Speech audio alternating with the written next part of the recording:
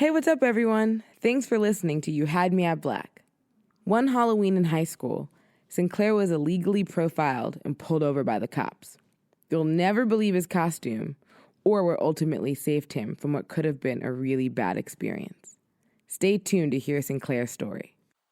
I want you to breathe all this in.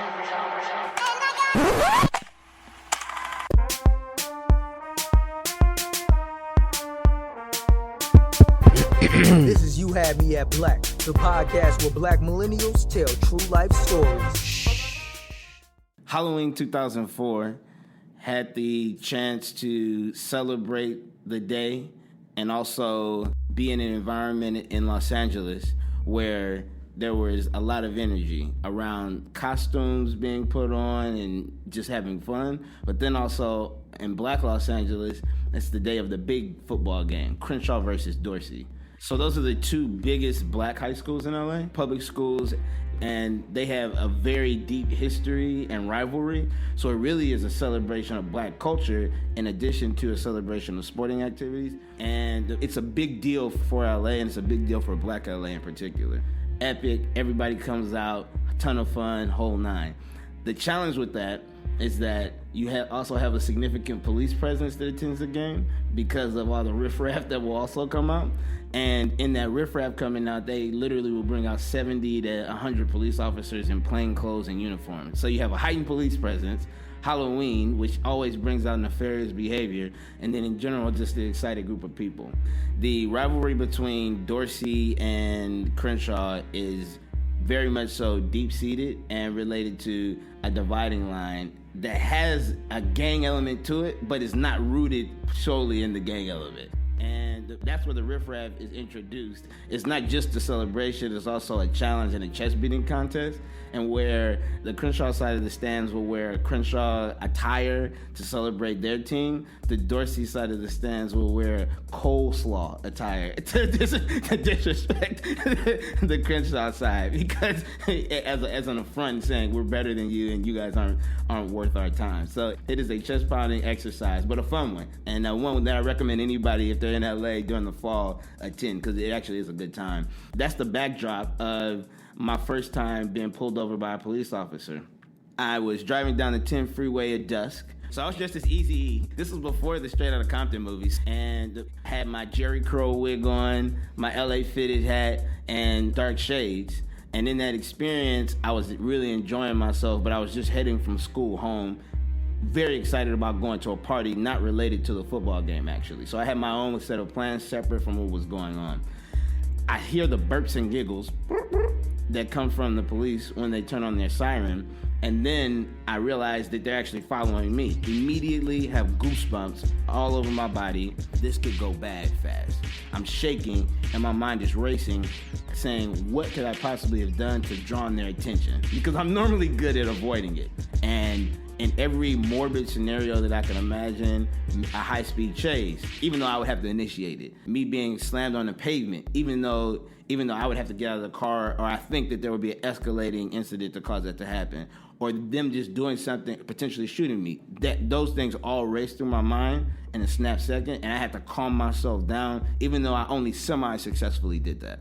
I pull off the freeway. In the process of pulling off the freeway, I go into a semi-major street, but then also realize that they're asking me to turn onto one that's a little off the beaten path. The first thought that I was feeling and thinking was, I'm going to die unless I handle this very well.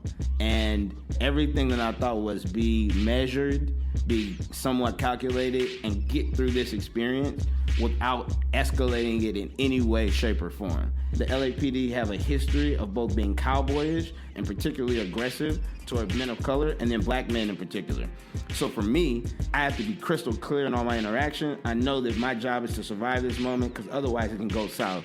Mind you, this is 2004, prior to cell phone cameras and people being hyper vigilant about documenting their interactions in a way that can be shared publicly with the police.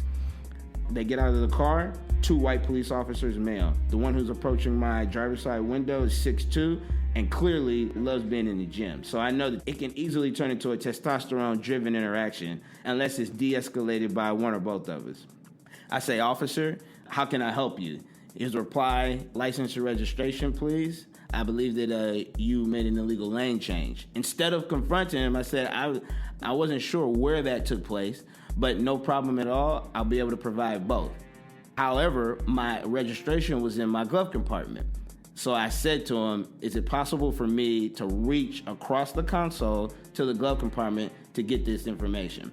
He says yes, and he, with pierced eyes, along with his partner, watched as I leaned across the console to actually pull out the registration.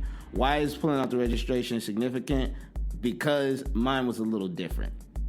Not only was it the 3x5 standard registration you get in California, it was laminated on a white piece of 8.5 by 11 landscape paper with my parents' business cards attached with it. Because my parents, being black people who grew up in LA, knew that in the case where the police needed to see my registration, it would be an extension of grace. The police would know that I had parents who worked for the state of California and for the city of LA city attorney's office, and I would potentially be able to survive the moment with my humanity and then also my civil rights not being violated. So I handed both my driver's license and the registration card with my parents' business cards laminated to the officer. He took 2 steps away from the car, looked at the license, checked that box, looked at the registration, and had a literal complete about face. When the cop realized that I was the son of a politician and the son of someone who worked in the city attorney's office, turned pink, started shaking, and then also consulted his partner. He walked back to my car within 1 or 2 minutes. That's not standard protocol because you're supposed to run tags. Didn't run tags. Came back to me and asked, oh, where were you coming from and going to? And I said, from Loyola High School, which is one of the best high schools in LA, and then to home, no other plans, officer. And he made basic no chatter, gave me my things back and said, go on and have a nice day. I felt victory because that meant that chess move was his play, and the only thing that he could do is slow walk, moonwalk off this command and control position that he was about to assume and acting in a cowboyish way. When they handed back my registration and my license and left, I had a deep sigh of relief. I shook my head and I felt as though I had escaped from a prison cell or was Django and finally free. Although I had not been detained, I did feel as though I had overcome something that most people would not have been able to. That is an example of an extension of grace and professionalism that all Americans, frankly, are owed by the police and is what black people are simply asking for. And that is what the tack that police need to take when they're interacting with people of color and then people in general. And it's frankly what white Americans typically have the default experience with the police around. Thanks for listening to You Had Me at Black. Be sure to check out this episode's description for musical credits. And if you like what you just heard, head to youhadmeatblack.com/B-side to subscribe to our newsletter and unlock access to exclusive videos, behind-the-scenes interviews, and specially curated music. That's youhadmeatblack.com/B-side. Peace.